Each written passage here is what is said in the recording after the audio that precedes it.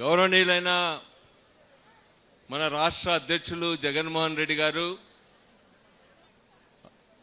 కార్యక్రమాన్ని నిర్వహిస్తున్నటువంటి అనంత వెంకటరామరెడ్డి గారు, గౌరవ వెంకటరెడ్డి గారు, సోదరి సోదరులారా, ఈరోజు కర్నూలులో జరుగుతున్నటువంటి దీక్ష రాష్ట్రాల్లో పెద్ద చర్చ జరుగుతూ ఉంది. ఈరోజు జగన్మోహన్ రెడ్డి గారు రాష్ట్ర ప్రయోజనాల కోసం 3 రోజుల పాటు దీక్ష నిర్వహించడం ఈరోజు అధికార పార్టీ వర్గాల్లో వాళ్ళ వెన్నులో చలి పుట్టిస్తూ ఉంది. ఈరోజు రాష్ట్ర ప్రజలందరూ కూడా జగన్ గారు చేస్తున్నటువంటి దీక్ష ఈ రాష్ట్ర ప్రయోజనాల కోసం అని చెప్పి భావిస్తూ ఉంటే, అధికార పార్టీ ప్రభుత్వంలో ఉన్నటువంటి వాళ్ళు ఈ దీక్షను స్వాగతించాల్సింది పోయి ఈరోజు పనికిరాని విషయాలను ప్రస్తావిస్తూ జగన్ గారి పైన విమర్శలకు దిగుతూ ఉన్నారు. మరోవైపు పక్కనే ఉన్న తెలంగాణ ప్రభుత్వం ఈరోజు జగన్ గారి పైన నిప్పులు కురిపిస్తూ ఉన్నారు. వారి బాధ అక్రమంగా కడుతున్నటువంటి ప్రాజెక్టులని గవర్నమెంట్లో ఉన్న చంద్రబాబు నాయుడు చూడనట్టుగా ఉంటే, ఈ జగన్ గారికేమి జగన్ గారు దీక్ష తెచ్చి ఈ అక్రమ ప్రాజెక్టులు కట్టకుండా ఆపేటువంటి ప్రయత్నం చేస్తూ ఉన్నాడని చెప్పి వాళ్ళు మండిపడతా ఉన్నారు. నిజంగా ఈరోజు చంద్రబాబు నాయుడు గారు రాష్ట్రం విభజన చెందిన తర్వాత అనుభవజ్ఞుడని చెప్పి నేను మారాను, నేనైతే విభజన చెందిన ఈ రాష్ట్రాన్ని నా అనుభవంతో నిర్మిస్తానని చెప్పి మాయ మాటలు చెప్పాడు. రాష్ట్ర ప్రజలు ఆయన ఇచ్చినటువంటి మోసపు హామీలకు, వాగ్దానాలకు ప్రజలు ఓట్ చేసి ఈరోజు గవర్నమెంట్లోకి తెచ్చారు. ఈరోజు ప్రభుత్వానికి వచ్చినటువంటి చంద్రబాబు నాయుడు గారికి వచ్చిన ఈ అపూర్వమైనటువంటి అవకాశాన్ని సద్వినియోగం చేసుకొని ఈ రాష్ట్ర ప్రయోజనాలని కాపాడి విభజన అనంతరం రాష్ట్ర ప్రజల్లో నెలకొన్నటువంటి భయాందోళనల్ని తొలగించడానికి ప్రయత్నించడం బదులు ఈరోజు నిరంకుశంగా, అప్రజాస్వామికంగా, స్వార్థ ప్రయోజనాల కోసం ఈరోజు పని చేస్తూ ఉన్నారు. అన్ని రంగాల్లో ఈరోజు రాష్ట్ర ముఖ్యమంత్రి గారు వైఫల్యం చెందారు. రాష్ట్ర విభజన సందర్భంగా ఇచ్చినటువంటి ప్రత్యేక హోదా సాధించే విషయంలో కానీ, లేకపోతే నిరంతరం దుర్భిక్షం, కరువులతో అట్టుడుకుతున్నటువంటి అత్యంత వెనుకబడిన ప్రాంతాలైనటువంటి రాయలసీమ జిల్లాలకు ప్రత్యేక ప్యాకేజీ సాధించడంలోనూ అన్నింటిలోనూ ఘోరంగా విఫలమైనాడు. ఈరోజు రాష్ట్రం అంతా కూడా తీవ్రమైనటువంటి కరువు నెలకొని ఉంది. రాయలసీమ జిల్లాల్లో కొన్ని సంవత్సరాలుగా నిరంతరం కరువు వెంటాడుతూ ఉంది. గత సంవత్సరం రాయలసీమ జిల్లాల్లోని అన్ని మండలాల్ని కరువు మండలాలుగా ప్రకటించారు. ఈ సంవత్సరం కూడా దాదాపు 2010 మండలాల్ని ఒక్క రాయలసీమలోనే కరువు మండలాలుగా ప్రకటించారు. చాలా దారుణమైనటువంటి పరిస్థితి ఉంది. గ్రామాలు వలసలు పోతున్నారు. లక్షలాది మంది ఉపాధి కోసం పోతా ఉంటే ఈరోజు చంద్రబాబు నాయుడు గారికి ఇవన్నీ కూడా ఏమీ పట్టల. రాష్ట్రమంతా కూడా రైతాంగం ఆత్మహత్యలకు పాల్పడుతూ ఉన్నారు. ముఖ్యమంత్రిగా చంద్రబాబు వచ్చినప్పటి నుంచి 350 మందికి పైగా ఆంధ్ర రాష్ట్రంలో రైతులు ఆత్మహత్యలు చేసుకుంటే, ఈరోజు చంద్రబాబు నాయుడు గారు ఆత్మహత్యలు గుర్తించడానికి కూడా నిరాకరిస్తున్నటువంటి పరిస్థితి ఉంది. ఈరోజు చంద్రబాబు నాయుడు గారి దృష్టి అంతా ఈ 2 సంవత్సరాల్లో అంతా కూడా రాజధాని రాజధాని రాజధాని అని చెప్పి మాట్లాడుతూ ఉన్నాడు. అమరావతి గురించి ఆయన చర్చ అంతా అమరావతిని ప్రపంచంలోనే ఒక ముఖ్యమైనటువంటి రాజధానిగా నిర్మిస్తా అని చెప్పి ప్రపంచ ప్రజలంతా కూడా మన గురించే చర్చించుకునేటట్టు రాజధాని నిర్మాణం చేస్తా అని చెప్పి ఈరోజు బడాయి మాటలు చెప్తా ఉన్నాడు చంద్రబాబు నాయుడు గారు. విభజన తర్వాత రాష్ట్ర ఆర్థిక పరిస్థితి ఏమిటి, రాష్ట్రంలో ప్రజలు ఎదుర్కొంటున్న సమస్యలు ఏంటి? ఈరోజు 1,40,000 మంది ఈరోజు ఉద్యోగాలు ఖాళీగా పడి ఉన్నాయి. ఒక్క ఉద్యోగాన్ని కూడా చంద్రబాబు భర్తీ చేసిన పరిస్థితి లేదు. 40,000 ఉద్యోగుల్ని చంద్రబాబు నాయుడు గారు వచ్చిన తర్వాత తొలగించడం జరిగింది. ఈరోజు కాంట్రాక్ట్ కార్మికులు, అవుట్ సోర్సింగ్ కార్మికులు, వాళ్ళని ఈ పెరుగుతున్న ధరలకు అనుగుణంగా వేతనాలు పెంచాలని చెప్పి ఆందోళన చేస్తా ఉన్నారు. వాళ్ళ ఉద్యోగ భద్రత కోసం ఆందోళన చేస్తా ఉన్నారు. అంగన్వాడీ ఉద్యోగులు ఆందోళన చేస్తే అన్నింటిని కూడా ఉక్కుపాదంతో అణిచేసేటువంటి వైఖరిని చంద్రబాబు ప్రభుత్వం అనుసరిస్తూ ఉంది. ఈరోజు కార్మికులకు వ్యతిరేకంగా సామాన్య ప్రజల పట్ల ఈరోజు అసహనాన్ని చంద్రబాబు నాయుడు గారు ప్రదర్శిస్తూ ఉన్నాడు. ఎవరైనా ప్రజా సమస్యలపైన ఆందోళన చేస్తే ఏ ప్రభుత్వము చేయనటువంటి పద్ధతుల్లో నిరంకుశంగా వ్యవహరిస్తూ ఉన్నాడు. ఈరోజు రాష్ట్ర రాజధాని నగరంలోనే కార్మికుల హక్కుల్ని కాలరాశాడు చంద్రబాబు నాయుడు గారు.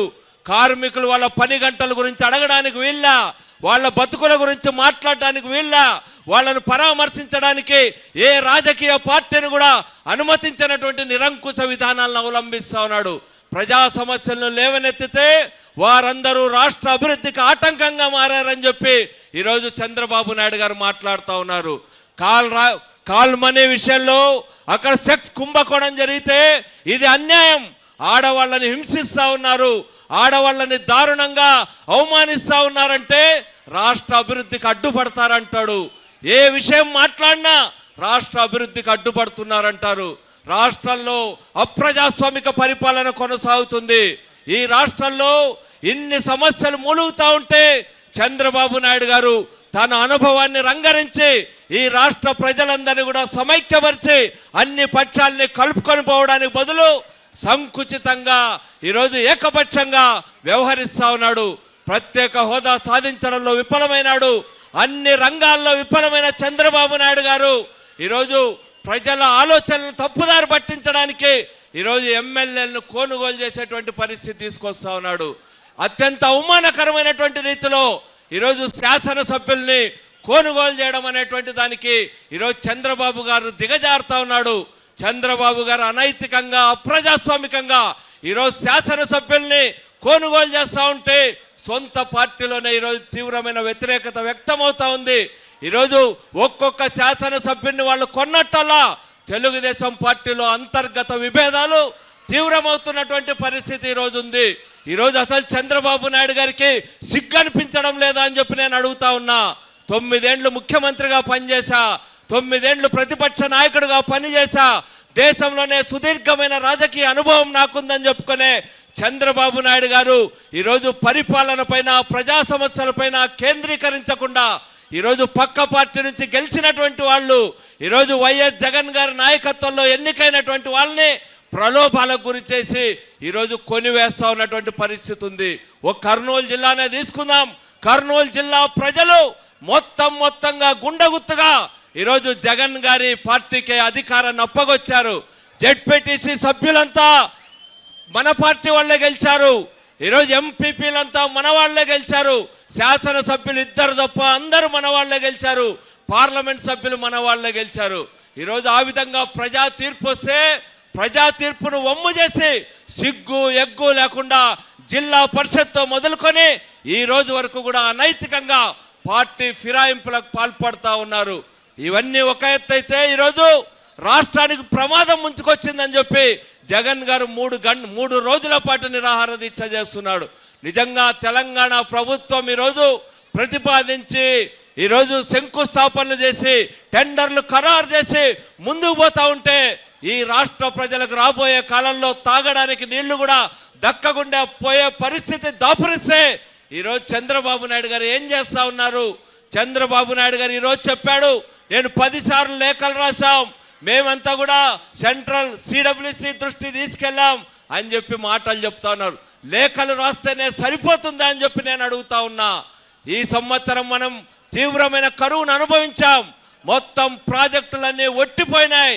ప్రాజెక్టుల్లో నీరు లేక, పంట లేక రైతులు అలమటిస్తున్నటువంటి పరిస్థితుల్లో చంద్రబాబు నాయుడు గారు రాబోయే కాలంలో మనకు ఎదురు కాగలుగుతున్నటువంటి దుష్పరిమాణాలని, దారుణమైనటువంటి పరిస్థితుల్ని అర్థం చేసుకొని పోరాటం చేయడానికి బదులు ఈరోజు బీజేపీ కేంద్రంతో ఏమీ పోరాడాల్సిన అవసరంలా వాళ్లతో సఖ్యతగా ఉండాలని చెప్పి ఈరోజు మాయ మాటలు చెప్తా ఉన్నాడు. ఎందుకు చంద్రబాబు నాయుడు గారికి ఇంత భయము? కేంద్ర ప్రభుత్వం అంటే ఎందుకు భయం? తెలంగాణ ప్రభుత్వం ఇంత దారుణంగా వ్యవహరిస్తూ ఉంటే వారిని పల్లెత్తు మాట అనకుండా వాళ్ళు జగన్ గారి పైన దారుణమైన విమర్శలు చేస్తే ఈరోజు వారికి తోడు చంద్రబాబు నాయుడు గారు కూడా జగన్ గారి దీక్ష పైన విమర్శలు చేస్తున్నాడంటే ఏమనుకోవాలా చంద్రబాబు నాయుడు గారిని? ఈ రాష్ట్ర ప్రయోజనాలు మీకు ఇష్టం లేదా? ఈ రాష్ట్ర ప్రయోజనాలు కాపాడాల్సిన బాధ్యత రాష్ట్ర ముఖ్యమంత్రిగా మీ పైన లేదా అని చెప్పి ఈరోజు అడుగుతా ఉన్నాం.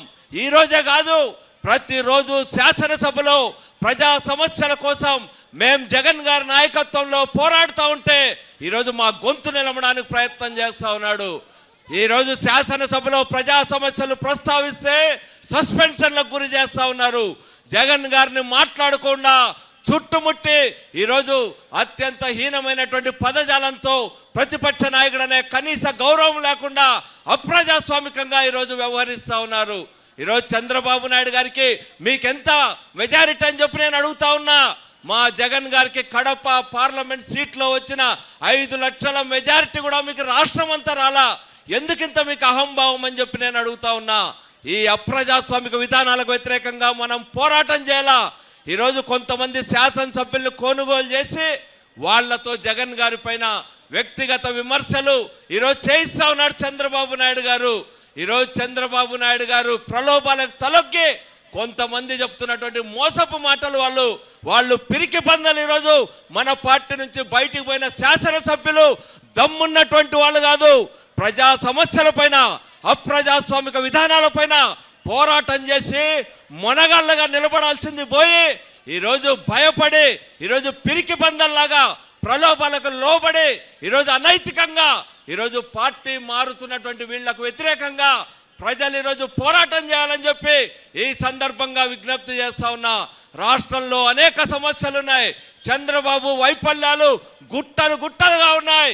ఈ వైఫల్యాల పైన మనం పోరాటం చేయాలా.